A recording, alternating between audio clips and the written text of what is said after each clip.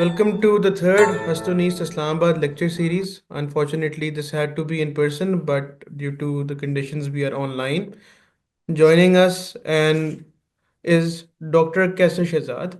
He is the associate professor at Islamic International University. The topic for today is history, philosophy, and governance, tradition and anti-tradition in ancient China. आपका host मेरा नाम रज़ा काजिम है जी। तो कैसे शहजाद साहब जो हैं वो इस्लामिक स्टडीज़ उन्होंने पढ़ी थी from Islamic university international Islamic university Islamabad and philosophy he studied at the university of the Punjab and currently he teaches Chinese thought at Islamic International University. So he has a background in law as well.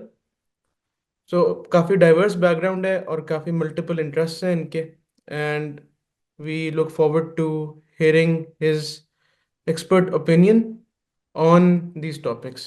Dr. Saab, you have the stage. जी अस्सलाम वालेकुम। बहुत शुक्रिया काजिम साहब तारुफ़ के लिए और ये मौका फ़राहम करने के लिए मैं हस्त नीस्त का मशकूर हूँ हमेशा के लिए, हमेशा की तरह।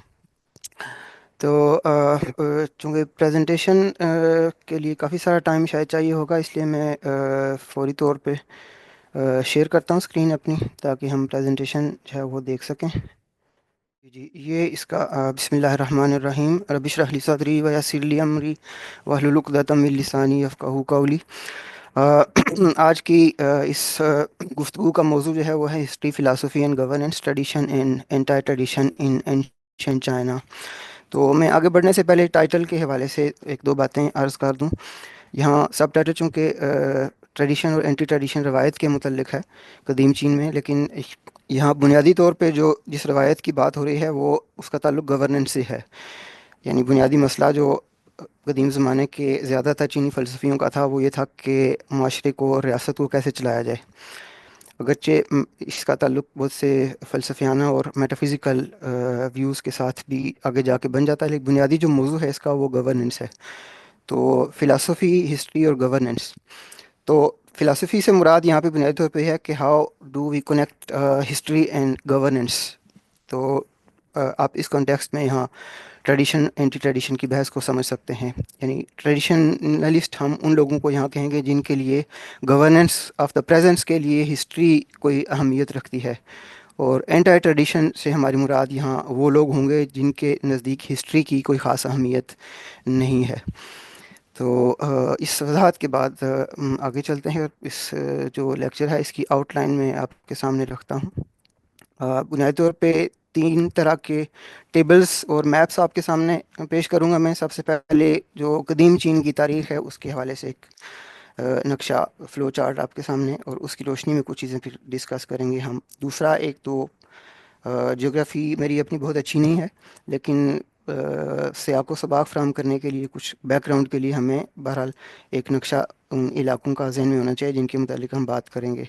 और उसके बाद जो इंटेलेक्चुअल मैप है एंशिएंट चाइना का, वो उसके मेजर स्कूल्स हैं और उनकी जो बुनियादी ख़यालात हैं, बुनियादी अफ़कार हैं और आपस में बाहम उनका ताल्लुक़ जो है उसके हवाले से एक तीसरा हम जो है वो तीन कॉलम्स में एक पिक्चर डायग्राम को हम डिस्कस करेंगे, और आखिर में हम फिर कंक्लूजन की तरफ हम बढ़ेंगे। आप यहाँ से देख सकते हैं कि हम तीन बुनियादी ट्रेडिशंस को या तीन बुनियादी स्कूल्स ऑफ थाट को हम अपना मरकज़ तवज्जो बनाएंगे, जिनमें से एक कन्फ्यूशियस और उसका मकतब फ़िक्र है। दूसरी एक और रिवायत उसके बरक्स है जिसको चीनी ज़ुबान में फ़ा के नाम से कहा जाता है, अंग्रेज़ी में इसको मुख्तलिफ़ अंदाज़ में तर्जुमा किया जाता है। लीगलिस्ट्स भी कहते हैं इनको, गवर्नेंस बाय इम्पार्शियल स्टैंडर्ड्स भी कहा जाता है इनको, पॉलिटिकल रियलिज़म या पॉलिटिकल रियलिस्ट्स भी कहा जाता है इनको। और तीसरे नंबर पे जो मशहूर चीनी फ़िक्र है ताओ मत या दाओइज़म, उसकी बात हम किसी हद तक करेंगे। तो ये जनाब आउटलाइन, और उम्मीद करते हैं कि जो टाइम हमारे पास दस्तयाब है उसमें हम इनमें से ज़्यादातर चीज़ों के बारे में बातें कर सकेंगे। एक चीज़ मैं अर्ज़ करना चाहूँगा आगे बढ़ने से पहले कि जो कुछ भी मैं यहाँ बयान करने की कोशिश करूँगा ये एक जारी मंसूबा है। ایک پیپر ہے جس پہ میں نے کام شروع کر رکھا ہے، تو یہ اس کی بنیادی طور پہ چیز ہے، تو ابھی مکمل یہ نہیں ہوا یہ کام، تو یہ اس لیے شاید آخر میں جا کے کچھ سوالات ایسے ہیں جن کے جواب ابھی مجھے خود تلاش کرنے ہیں۔ بہرحال چلتے ہیں اور آغاز کرتے ہیں تاریخ سے، اور کہ قدیم چین سے ہماری مراد کیا ہے۔ تو یہ آپ کے سامنے ایک قدیم چین کا، اینشینٹ چائنا کا نقشہ ہے۔ اینشینٹ چائنا جو پیریڈ ہمارے سامنے جس پہ ہم جس سے ہمارا کنسرن ہے، اس کو میں نے بنیادی طور پہ سرخ رنگ سے یہاں پہ ظاہر کیا ہے، اور یہ زمانہ جو ہے وہ ختم ہو جائے گا یہ جو چھن امپائر ہے اس کے بالکل آغاز میں۔ اچھا، اب میں تھوڑا سا ایکسپلین کرتا ہوں اس کو۔ اس قدیم چین کی تاریخ کو دو حصوں میں تقسیم کیا گیا ہے۔ سب سے پہلے میتھک پاسٹ ان دیو مالائی دور، اور دوسری طرف تاریخی جو خاندان تھے جنہوں نے چین پہ حکومت کی۔ تو آپ حیران ہو رہے ہوں گے کہ تاریخ میں ہم جو ہے وہ دیو مالا کا ہم کیوں ذکر کر رہے ہیں۔ تو اس کی بنیادی وجہ یہ ہے کہ جن تھنکرز اور جن مفکرین کے خیالات کو ہم جاننے کی کوشش کریں گے، ان کے لیے یہ جو دیو مالائی کردار ہے، جو دیو مالائی شہنشاہ اور بادشاہ ہیں جن کا ذکر چین کی دیو مالا میں ملتا ہے، ان کی کچھ اہمیت ہے۔ یہ بھی اس روایت کا حصہ ہیں جس کی جانب رد عمل ایک بنیادی مسئلہ تھا کہ کیا اس کو قبول کیا جائے یا اس کو رد کیا جائے، اور وہ روایت تھی کس طرح کی۔ تو یہ بنیادی طور پہ یہ ان کو کہا تو کنگز اور ایمپررز جاتا ہے، یہ اب ٹوٹل 8 لوگ ہیں، لیکن یہ بنیادی طور پہ انسانیت کے اساتذہ ہیں۔ ان میں سے کچھ ہیں جنہوں نے مثلا یہ فوشی جو ہے، اس نے انسان کو لکھنا سکھایا۔ جو شن نونگ ہے، اس نے یہ بتایا کہ کون سی چیزیں، یہ زراعت کا بنیادی طور پہ آپ سمجھ لیں کہ سیج ہے، سیج آف ایگریکلچر۔ اس نے یہ بتایا کہ کون سی چیزیں کھانے کی ہیں، کون سی چیزیں کھانے کی نہیں ہیں، اور زمین سے آپ کیسے اگا سکتے ہیں۔ اور اس کے بعد کچھ بادشاہ ہیں ان کی ڈسینڈنٹس میں سے جن کے کا ذکر ہمیں دیو مالا میں ملتا ہے۔ تو یہ وجہ ہے بنیادی طور پہ میتھک پاسٹ یا دیو مالائی جو ماضی ہے چائنا کا، اس کا ذکر کرنے کا۔ اس کے بعد ہم آتے ہیں جو ہسٹوریکل ڈائنیسٹیز ہیں، تو ان کو بنیادی طور پہ ہمارے سامنے اس وقت 4 جو ہے وہ ڈائنیسٹیز ہیں: شیا، شانگ، جو، اور اس کے بعد پھر چھن امپائر۔ اچھا، اس میں سے جو ہمارا کنسرن تو جو ڈائنیسٹی کے ساتھ ہوگا، جو 2056 قبل مسیح میں جو اپنے اختتام کو پہنچتی ہے۔ یہ چین کی تاریخ میں سب سے زیادہ عرصے تک حکمران رہنے والا اور سب سے دلچسپ اور سب سے اہم دور سمجھا جاتا ہے۔ یہ جو اس سے پہلے 2 ڈائنیسٹیز آئی ہیں، جن میں سے جو پہلی ڈائنیسٹی ہے شیعہ ڈائنیسٹی، اس کے سامنے آپ کو کویسچن مارک نظر آ رہا ہوگا۔ اس کو کویسچن مارک لگانے کی وجہ یہ ہے کہ یہ مورخین کے درمیان اس پہ بھی تنازع ہے، اور ہمیشہ سے تنازع رہا ہے۔ جو مغربی مورخین ہیں اور ان کے زیر اثر جو چینی مورخین ہیں، وہ اس کی حقیقی وجود سے وہ انکار کرتے ہیں، جبکہ جو چین کے مورخین ہیں اور روایتی جو اپنا تاریخ نگاری پہ یقین کرنے والے لوگ ہیں، وہ ان کا خیال ہے کہ یہ واقعتاً ایک خاندان تھا جس نے چین پر حکومت کی۔ اس کے بعد پھر جو اصل یعنی جو متفق علیہ آپ کہیں یا ایگریڈ اپون جو تاریخ ہے چین کی، وہ شانگ ڈائنیسٹی سے شروع ہوتی ہے۔ یہ خود ایک اہم دور ہے، لیکن ظاہر ہے اس وقت ہم اس کے بارے میں بات ہم نہیں کر سکتے۔ ہمارے سامنے پیش نظر جو دور ہے وہ ہے جو ڈائنیسٹی کا، جو 1047 بی سی سے سٹارٹ ہو کے 256 بی سی تک جاتا ہے، اور اس کی مزید جو ہے وہ تقسیم کچھ پیریڈز میں کی جا سکتی ہے۔ لیکن اس ساری بات کو سمجھنے کے لیے ایک جو کلیدی لفظ جو ہے، جو کی ورڈ ہے، وہ ہے feudalism.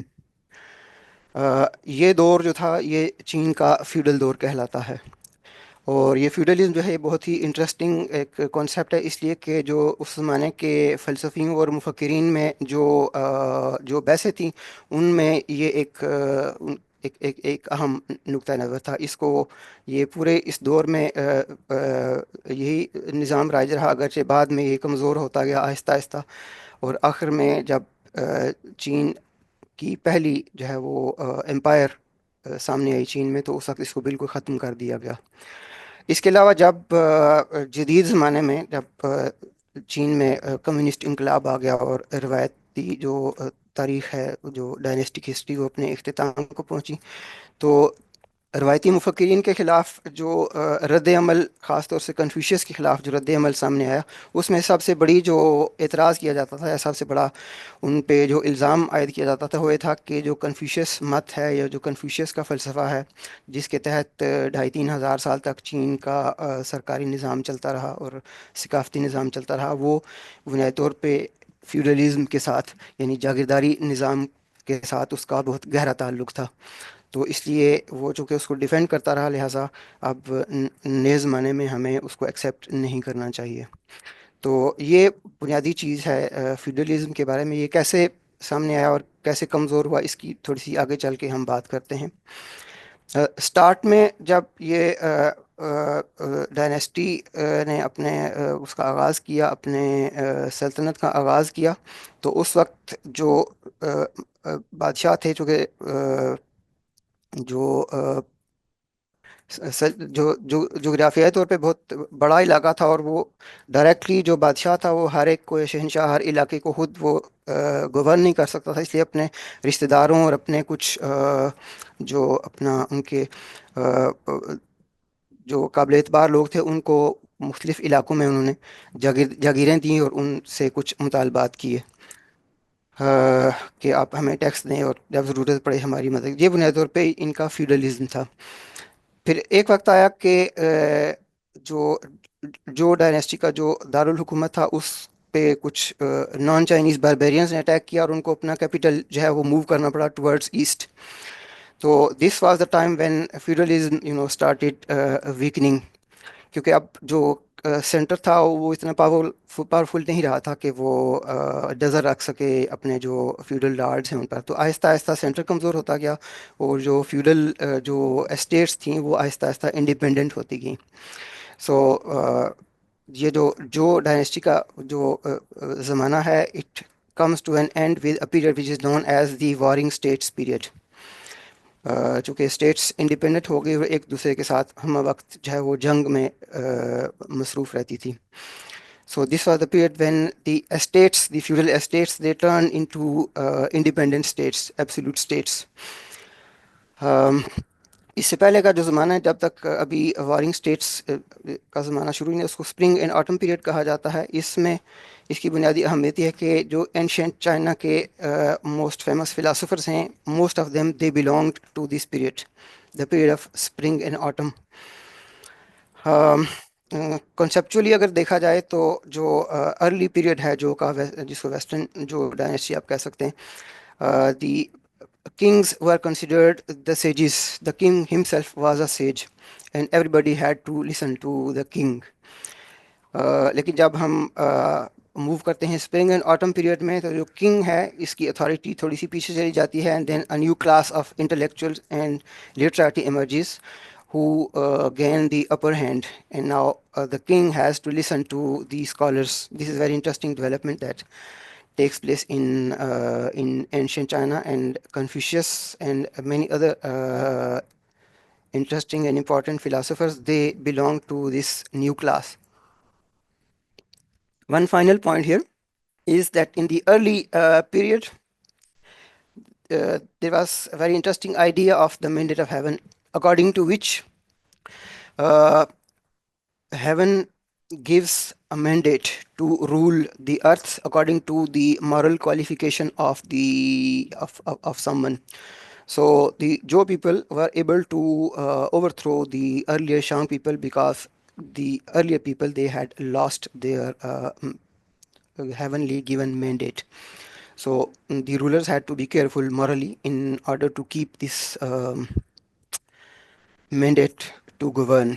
When they lose, then many disturbances, both natural and social, they start emerging. So eventually they lose the mandate to rule, and it is given by the heaven to another. Now this concept eventually gave way to the idea of Tao, that there is an established way to rule the world, and the ruler has to follow that word. So there was no more reference or explicit reference to the idea of heaven when we come to the spring and autumn period. So this idea of mandate, although it keeps on, it keeps on appearing, we find it in the writing of Confucius and other, but the idea of dog gradually takes precedence over it. सो ये कुछ बातें हैं जो dynasty के बारे में. इसके बाद इम्पीरियल पीरियड स्टार्ट होता है चाइना का, जिसमें ये वॉरिंग स्टेट्स हैं. They were unified by the first emperor of China. तो आपने पोस्टर में तस्वीर देखी होगी, the terracotta warriors.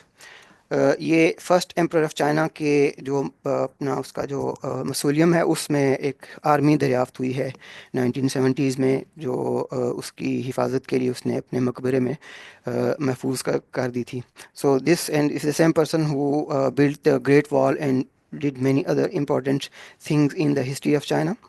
So when this person came, he and unified China into one empire. He abolished feudalism. So the discussion or the debate between tradition and anti-tradition, or between the old and new, is going to surround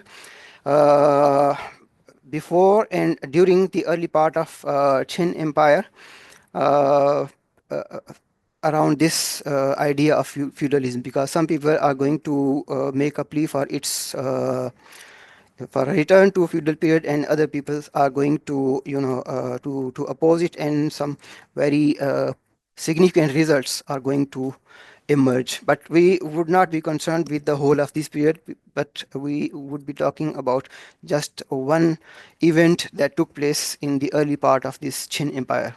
Now this imperial period that starts with the Qin Empire, which is very short-lived empire. You can see it lasted only for 14 years, although it was very strong. So this period that starts with the Qin Empire, it continues for the next 2500 years, and it comes to an end in 1911 with the revolution in China. So I hope I have made this the meaning of ancient China clear here. If there is any question, I can take it here before moving further. So apparently there is no question. So the moral of this slide is that we are going to be concerned with the period that comes to an end by roughly by 2013 BC, and we would be concerned only with this Zhou dynasty. Okay, so let's move on. Doctor साहब, आगे Yes, जाने से yes, पहले अगर आप yes, मुझे please. एक चीज जी जरा जी. समझा दें, विच इज के सेज किंग जो होता है, if you could simplify that, कि what exactly is a sage king. This is an important question. Sage king basically is the ideal king who represents the ideal to be emulated by the later kings, who represents the highest highest standards of morality. So that is the sage king, and these five kings who belong to the mythic past, they are basically the epitomes, the symbols of the sage kings. So they are basically the past towards which the later political philosophers have to look to find models of governance. Yes, I mean ठीक है. representatives of the tradition. Yeah. तो जी Yeah. उसके उसके बाद कभी कोई says king नहीं है? नो, कोई S- सेज किंग नहीं आया I फिर mean, से? uh, I mean for the Confucians, it was the ideal to create or to bring sage kings, but these are the ideals which are always running away. Okay, चलो, मतलब कि Yeah. दे till Yeah. उसके आगे जो हम चिन empire तक जो जा रहे हैं, so they still look up towards the sage Yeah. Kings at this Yeah, point. yeah, yeah, yeah.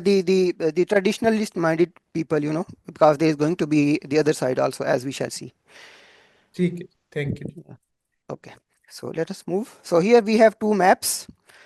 The first map represents basically the final phase of Zhou dynasty. So you see a number of states. These states were basically the estates that were awarded by the early or first Zhou kings to their relatives and their trustworthy people. But eventually, with the weakening of the center, they turned into independent kingdoms. And in this warring states period, they kept on continuously fighting with each other. So you see there is this Qin. This is part of the is one of the dynasties, not dynasty, one of the states that existed before the unification. So there are many states. One of them, maybe the largest or one of the larger ones, is Qin dynasty. Now this Qin is going to in 2021 BC is going to attack and overthrow all other states, all other independent states, and going to create this Qin dynasty. So you see what is happening here. One of the warring states is able, due to its strategic position and some of the advantages that it had over the others in terms of power and also in terms of the philosophy that they were following, which we shall be explaining in detail. They were able to unify. So this is the start of the imperial China with this gentleman. This is image of the first emperor of China, Qin Shi Huangdi, the first emperor of Qing dynasty. So here we have an image of the Qin dynasty. So I just would request that you remember this Han state from here, because we are going to meet someone who belonged to this state. This was the first state which was captured by the Qin, after which they continued their conquest until they were able to unify the whole China. So this is a significant event that took place in ancient China. Now coming to the intellectual scene, famously it is said that there were 10,000 or thousands of schools of thought in ancient China, but this might be exaggeration apparently, because when we count the available or those schools of thought, the teachings of which have arrived or have been handed down to us, then we are left with just half a dozen schools. So due to the time limitations, we would not be able to discuss all of the schools. I have chosen only 3. So on the one hand, we have Confucius, which is known in Chinese as the Ru tradition. Ru was basically a group of those scholars that I mentioned, who were experts in the customary morality, and Confucius belonged to that school. So Confucianism is known in Chinese as the Ru. On the other extreme, you have the Fa tradition, which is sometimes translated as the legalist tradition or legalism. And in the middle, there is Taoism, the school of thought that is represented primarily by Lao Tzu, his book Tao Te Ching, and Zhuangzi, another later Taoist philosopher whose book is also known by the name Zhuangzi. So let me mention a few important characteristics. So the ideal of Confucius was moral government. He was the first person in China, and maybe one of the first in the world, who tried to weld together morality and politics.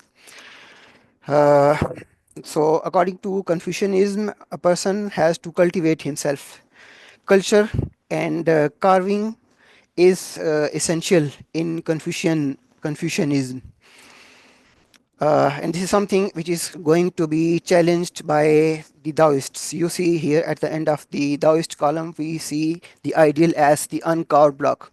So according to Taoist philosophy, we have to leave the nature as it is. So human beings are to be left uncarved. So Taoism is all against artificiality.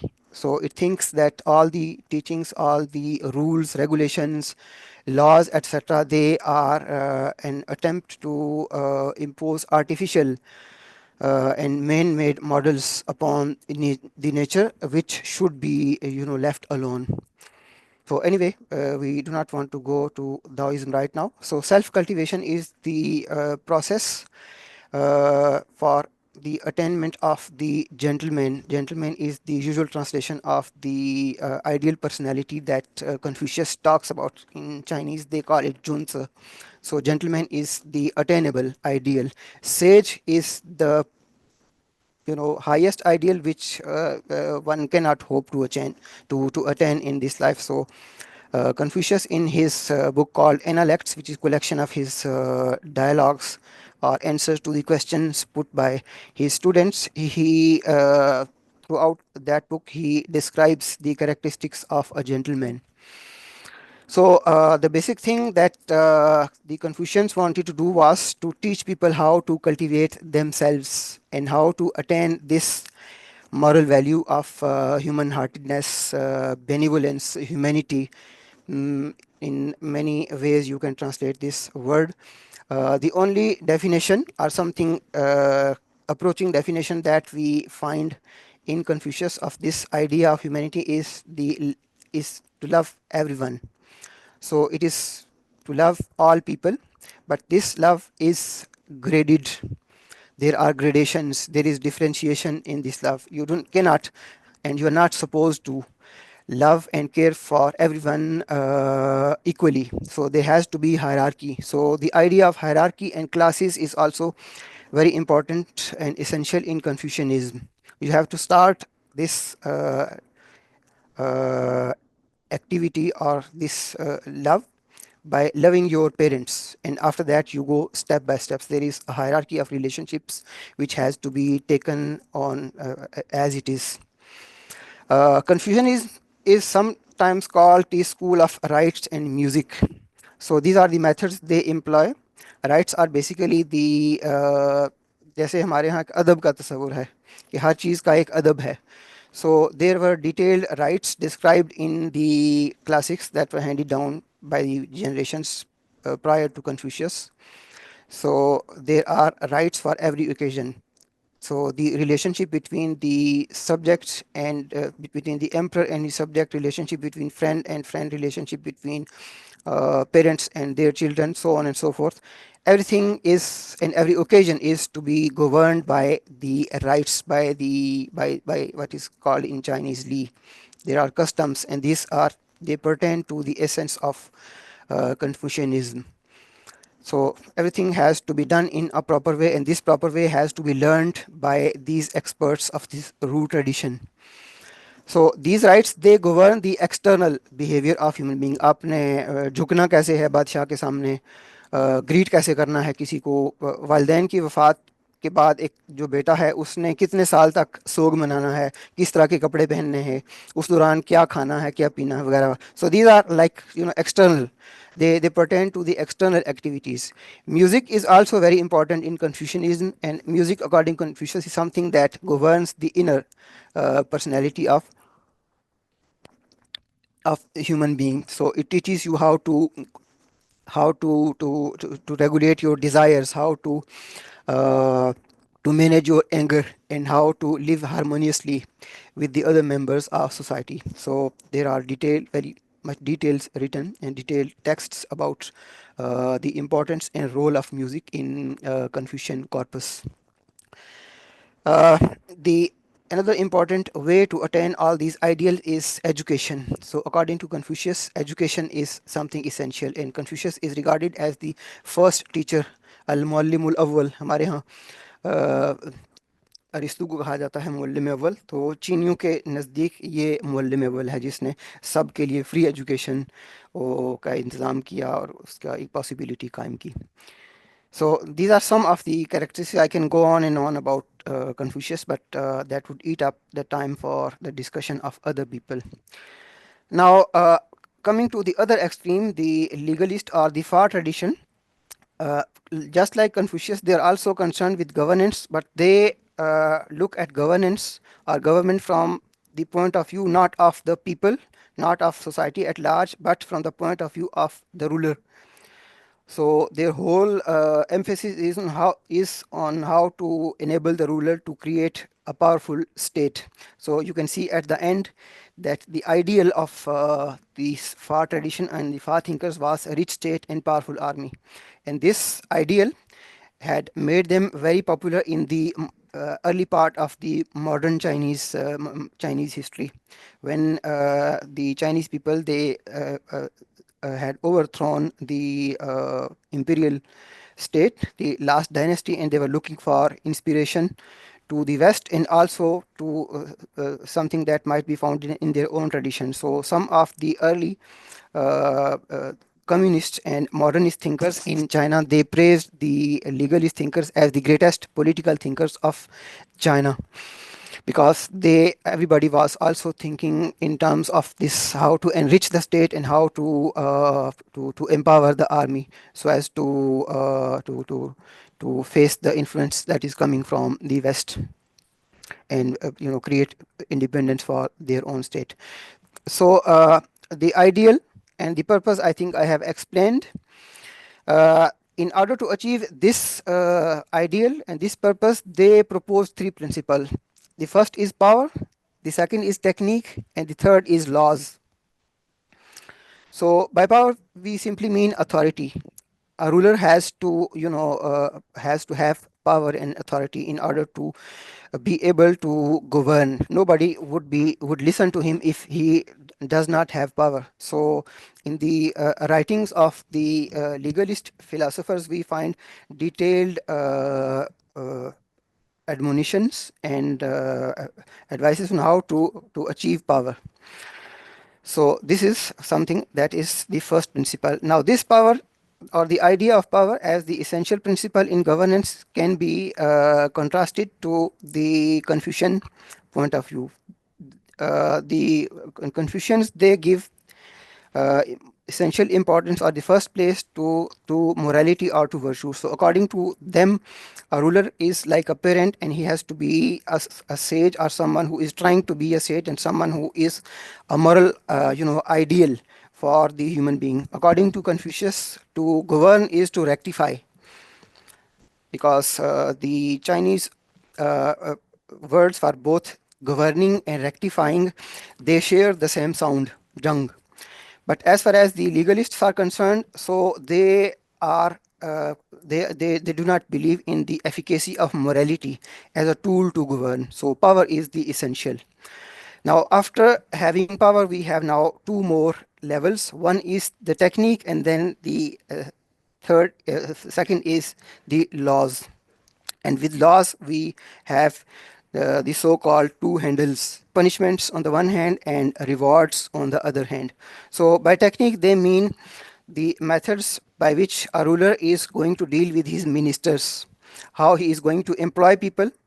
So they are step-by-step descriptions of the technique. He has to uh,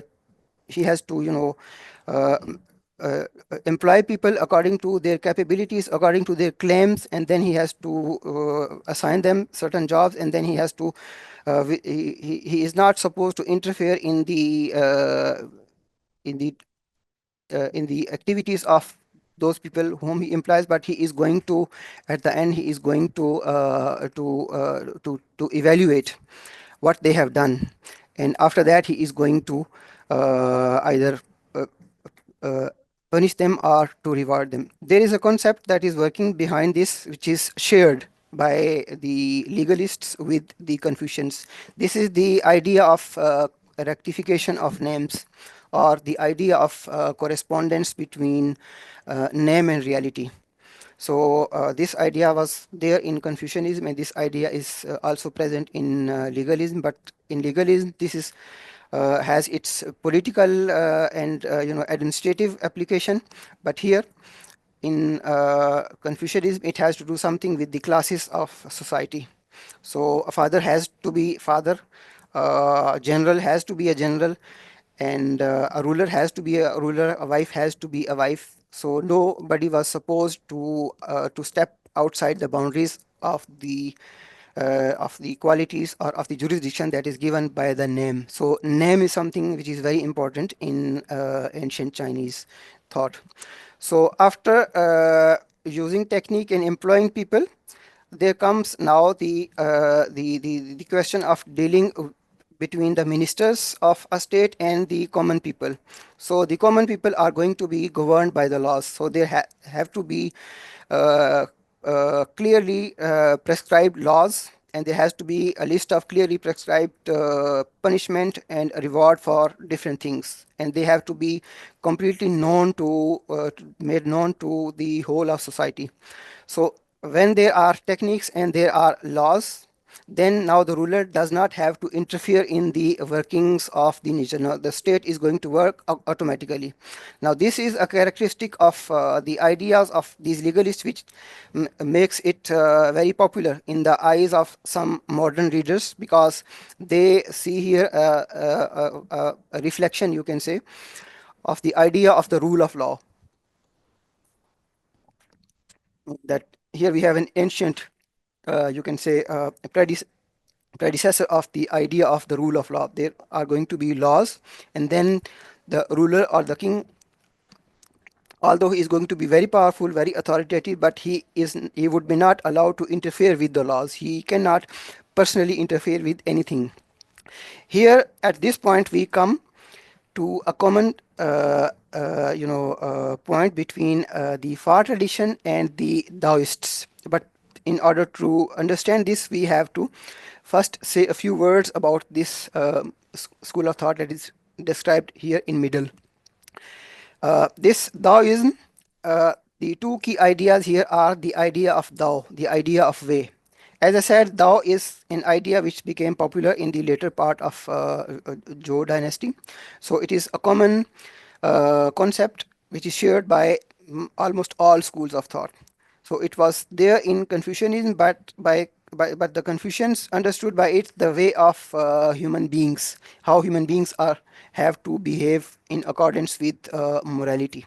So by Tao, Confucians understood the way of human beings. By the Taoists interpret it as the way of heaven, how the nature works. So they have this idea of Tao, the way that works behind everything, and it is Tao which has given rise to everything. It is like the creator of everything, and it possesses the power with which it nourishes everything. Now there are detailed descriptions of the way of heaven in the fundamental text called Tao Te Ching, the classic of way and its power, how the heaven works. For example, they take the symbol of water, or take the case of water. So we see that water is something soft, but it doesn't contend. So here we have an example from which we learn how to follow the way of heaven. So according to Taoists, the basic Taoist teaching is that instead of creating laws, or trying to wield political power, or instead of trying to impose humanly created artificial models on human beings, we simply have to understand how the nature works, and we have to follow that. So if water, which is essential symbol of Taoism, does not contend, so the Taoist sage is also someone who does not contend with anyone. So he is not competing with others to have either political power like the Taoists, or to gain some ministerial position. So it is someone who is not concerned with competition. He just lets the world as it is. So if we talk in terms of method here, so the methodological or the ethical ideal of Taoism is what can be translated as effortless action, non-action, or action without striving. So a Taoist person, someone who is following the Taoist philosophy, he is supposed to act in a way which is similar to the way natural objects work. No knowledge is necessary, no self-consciousness is necessary. When the fish swim, when the birds fly, they perform these actions in a completely natural way. So human beings are also supposed to leave everything alone, and to perform all the functions that they are performing in, or they have to perform in a very natural way, in which there is no effort involved, so that your actions or your acts, they become part of your nature. You are acting as if these actions are flowing from you, without your striving, without your trying to do anything. anything. So most of these ideas that I have tried to describe here, they come from the Tao Te Ching by Lao Tzu. In Chuang-Tzu, we also have explanation and elaboration and many stories explaining these same ideals. But in Chuang-Tzu, we have something additional, which is more mystical. So the ideal that is presented by Chuang-Tzu and a detailed spiritual path is also described for it, is to arrive at a state where one is beyond all distinctions, where there is no more distinction between good or bad, right or wrong, and ultimately there is no distinction between self and the other. So in this way, I think we can understand the basic ideas. I have not yet come to the central theme of my talk here, but I think the three most important schools of ancient China can be described in this way. Before ending this, let me just mention one of the other school, which is called Mohism. There was a philosopher known as Mo Tzu. Now, this Mo Tzu is important philosopher, although we cannot deal with him here. He was an opponent of Confucius. He was a deadly opponent of Confucius, and the disagreement between Confucius and him basically surrounded this idea of love. So he also believed and preached in the importance of love, for but he did not believe in differentiation in love. So he preached that we have to love everyone without any distinction. So according to him, all the problems of that time were because of this distinction. He is also the person who for the first time presented the idea of meritocracy, that the worthy people should be given the positions in a government. So this idea was basically the seed that was developed by the Far tradition, that instead of giving employments or political functions to the nobles or to the relatives of the ruling family or to the princes, the ruler is supposed to select people on the basis of their talents, on the basis of their capabilities, and the basis of their merit. So this idea was also for the first time presented by Mo Tzu, and he is also the first person who presented certain ideas regarding logic in China. He presented some ideas on how to accept an argument, on what grounds we can accept an argument or a claim. But these things I think we cannot discuss here. I just want to mention it because he is related in some important ways with these philosophers.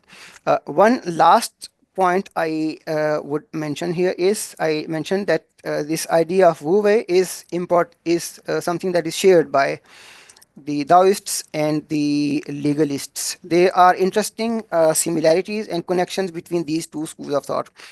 In one important text of this Far tradition, there are two chapters which consist in commentaries on the book of Lao Tzu.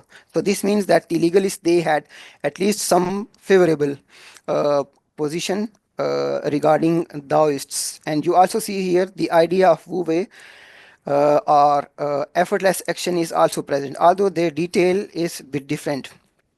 When the ruler has got all his power and he has employed people and he's assigned jobs to people according to their capabilities, and then laws have been established, punishments and rewards have been promulgated, then now the ruler does not have to do anything. Now he can arrive at this stage of effortless action. He can simply, to use their symbolic language, he has simply to sit there facing south in the direction that was faced by the king when he sat on his throne. So this is the stage of effortless action. First he has to do something, but after doing these essential things, he is able to now just sit there, and he does not need to interfere in the day-to-day businesses or the governance of the state. So I think this is all that I wanted to say about this map of the schools of thought. Now we would be moving to the second part, which consists of the debate between the so-called traditionalists and non-traditionalists, are those who look towards past and those who try to look away from the past. But before that, I would once again ask if there is anything that you would like to say about this. Ji, any questions from the audience regarding the three schools of ancient China? Confucius, Taoism और Far tradition के बारे में अगर कोई सवाल है?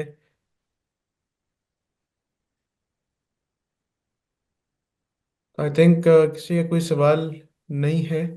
We can move ahead. We can move. बस Yes, we can move. Doctor साहब Okay. ऐसे है कि अभी हमारा वैसे आपको मैं टाइम चेक दे रहा हूँ कि Mhm. ऑलमोस्ट 1 आवर होने लगा है, और उसके बाद हमने एंड पे भी एक ओवरऑल Q&A सेशन भी करना है. तो Okay. Ji I will be very brief. For the rest of it, I will be very, very brief. Okay. I will try to be very brief. Okay. I will try to skip the unnecessary details. All right. So the first point of view is that of Confucians. So here are a few uh, quotations from the writings of Confucius, which would show his position regarding the question of tradition or anti-tradition. The question now is whether to follow the past examples in order to govern or not. This is the basic question. So see what Confucius says. So here are a few self-descriptions that uh, I have selected from the Analects. So he says, I follow Zhou. So he considers the Zhou dynasty or the earlier part of Zhou kings as the ideals. And he says, I am the one who is fond of antiquity. So he is someone who loves the old people. He is not some modernist. And he once again says, I am a transmitter, not a maker, believing in and loving the ancients. So these are few quotations. I think you can read the rest for yourself. These are the two or three things that I wanted to read out. But when we say that Confucius was, a pro-tradition thinker, we do not mean to say that he was someone who wanted people to follow the tradition or the political tradition blindly. So here are a few texts from the Analects which show how he wanted to be a bit enlightened about the tradition. So here are some instances in which he's trying to weld the contemporary with the tradition. So if we look at the last quotation first, written at the end, he says, if a man keeps cherishing, you can also translate it as reviewing old knowledge so as to be acquiring new, he may be a teacher to the others. So the Confucian advice to deal with the old. So he advises that in order to acquire new, we have to deal with the old. So here you see there are both points of view are being, both things are being taken into account. We cannot either reject the old, nor we can refuse to acquire the new. But this new has to be acquired from the old. So the old and new have to be, to be taken together. Then here he also in the passage above he also talks about himself. He gives two examples. In one case, there was a clash between. In both cases, there a clash between the old, usage and the new usage. So in one case, he followed the common practice and left the ancient rules. But in the second case, he opposed the new practice and he stuck to chose to stick to the ancient practice. So he is uh, trying to here weld the two once again. So these and some other texts, they shed light on this point that he was not a blind follower. of the political tradition of his time. Then there is another incident in which a student asked him, I find this rule of mourning 3 years for the parents to be, to be unnecessary or too much. So he said, if you do not have any feeling inside, then you can cut down that practice to 1 year. So there is something like ijtihad, you can say, in these ideas. Anyway, so this was the first point of view, which is pro-tradition, apparently. Now we go to the second position, the ideas of the far thinkers, and we see here some debates that took place in the courts of the rulers regarding change and following the old tradition. So I would be quickly going through this in order to save some time. Okay. So there was, before the unification of China in the Qin court of pre-imperial period, there was a debate. Once a ruler, he wanted to make some changes. So he had a meeting of his ministers and he said, I want to change the laws, to revise the rituals, the customs. Yet I am afraid that all under heaven, the whole world, will criticize me. So one minister, he said, one who imitates antiquity will never err. One who conforms to rituals will never do wrong. But he was opposed by the second minister, who is the most important, by the way, legalist philosopher, Lord Shang. So this Lord Shang was a minister in that state. So he said, the wise man creates laws, the ignorant is restricted by them. Former generations did not adopt the same teachings. Now you try to focus on the argument that is being given. We shall see this argument being repeated again and again. So if we are asked to follow the antiquity, so we have to answer this question: which antiquity we have to imitate? So this argument would seem very familiar to us, because we hear this objection once again: which Islam you want to, or whose Islam? So they were always emphasizing the variety among the ancient exemplars. So according to them, there was no single example. So I think we can skip this thing. He is simply criticizing the present rulers because they rest on antiquity and they do not watch for the needs of the time. So according to them, the rulers should be oriented towards the present, and they should not be looking to the past for finding ideals. Okay. This I wanted to relate a story, but let us skip it. There is no time for stories right now. So this is the second philosopher of the legalist school. We can also skip him. You can read this when I share this with you afterwards. But we would go now to the last stage after the unification of China. So I told you in the beginning that the first emperor, he abolished feudalism. He did not give any estates to anyone. Instead, he established another system of commanderies in which was to be ruled by, or to be governed by the selected magistrates. So there was a debate here on return to feudalism. So a scholar named Chun Yuzhui, he made a plea, and he asked the first emperor to give fiefs to the sons, brothers, and other ministers, so they might defend him whenever the time comes. So he here says at the end of his proposal, I have never heard of any affairs which have not been modeled on antiquity as enduring for long. So if you want to endure for long, this first emperor, he wanted his empire to last for 10,000 years, just like Adolf Hitler. So he's saying that if you want to do that, then you have to model yourself on the ancient people. Now, contrary to this, a legalist, a philosopher of the imperial court, who had helped the first emperor unify China and conquer the other states, he presented his memorial, and by that memorial we are going to end our discussion.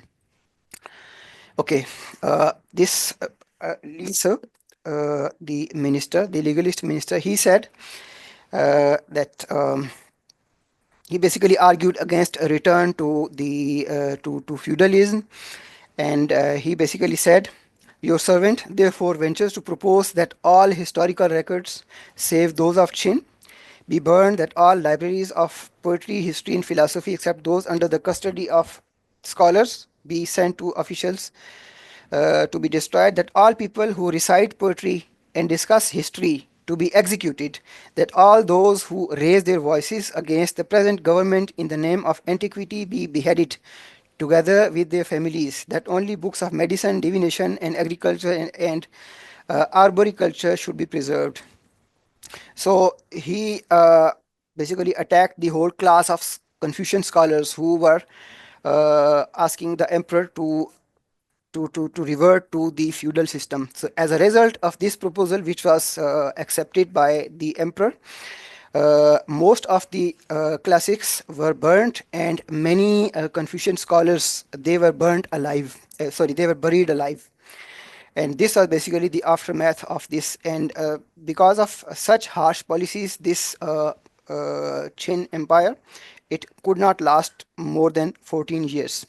So I'm going to end this presentation now, but I would just say one sentence about Taoism, and then I would say thank you. That there are basically two strands within Taoism, and this is also the point where which I have still to work out. On the one hand, there are certain traditionalist, pro-tradition strands or trends or texts within Taoism, and then in Chuang-Tzu we find many passages which cannot be interpreted in this pro-tradition idea. So we have to deal with this, how to make sense of this difference. So this is a part that I have to deal with yet. So I think I would end here with a note of thanks to you. Thank you very much. Thank you, Dr. Saab, for the Yeah. thorough presentation. And of course, आपको हमने आखिर में थोड़ा rush करवाया. I think there was a lot that had to be packed into this in Mm, a mm, very mm, short amount of time. So I think we can probably have a sequel to this so that you can complete your other train of thought as well. inshallah. So if anyone has any questions or any comments, this is the time. हमारा Q&A भी शुरू हो गया है, और अगर कोई comments भी देने तो आप please feel free from the audience. I think it was very informative, and I learned a lot of new things actually. And इस detail में मुझे तो idea नहीं था about Confucius and many other aspects. Uh, so a lot to grasp in within one lecture. I think हमें इसका pre log भी एक होना चाहिए, इसका भी एक कॉन्टेक्स्ट अगर हमें मिल जाए कि how you came into search researching and searching on this, मतलब कि a man sitting in So, Pakistan who uh, is, yes, इनका जो बैकग्राउंड स्पेसिफिकली, अगर आप, yes. क्योंकि जो आपका जो डिपार्टमेंट है अभी वो तो रिलीजियस स्टडीज का है ना जी. जी जी, इसका बड़ा तो मज़े का जवाब है, मैंने लिखा भी है इस पे वैसे. It all started when I happened to listen to a traditional Chinese musical instrument in a movie many years ago. So it was like a magic spell. एक You मतलब कि know, म्यूजिक से something. इतना ज्यादा influence Yeah, कि yeah. आपने Yeah, years of that's why. Research में Yeah, चले गए. that's why I'm calling it magic.